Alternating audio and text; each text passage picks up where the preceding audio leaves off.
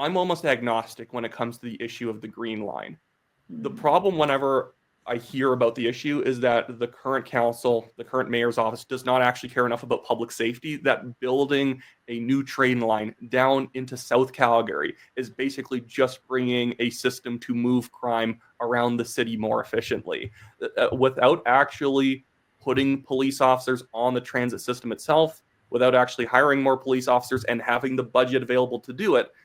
You can't actually put forward something like the green line. You can't actually do a lot of what you're going to say without increasing the per capita amount of police officers on the streets. I've lived by a motto for a long time, and it was also when I was in administration. If you don't have a safe city, it is hard to deliver a lot of other things. So police, fire, bylaw, peace officers, transit safety. And we need further investments, not just in the safety of our transit, but we also need to talk about the social disorder. Nobody wants to talk about it. I'm comfortable talking about it. And we have seen the city change. I was born and raised here over the years. I worked downtown for a really long time, saw how things have shifted on Stephen Avenue and what's been going on. And we really need to take a compassionate approach to dealing with the social disorder in Calgary. That means we have to make sure we are supporting our provincial counterparts in what sort of mechanisms they can put in place to support change if we're looking for it. The other big thing is pledging the amount of police officers over the next 2 years gives us time to budget and gives us time to look at where we can find that money, and working close with the commission.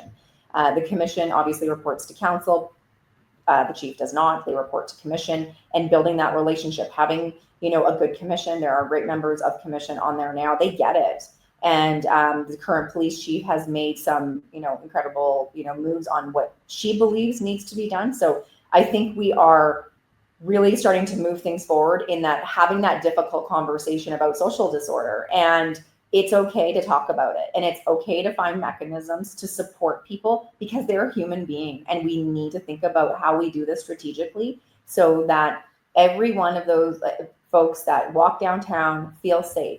And even the folks that decide they're okay living downtown, they're okay not being housed, they need to feel safe. Everyone deserves a safe city, regardless. And so for me, I've been a big proponent of safety. I want this to be the safest city in Canada. And that is going to be my goal. And then things start to fall in place. I really do believe that. You talk about affordability. Businesses don't have to spend more money on barricading their windows, cleaning up sidewalks, added security. Because guess who pays for that? You do, the consumer.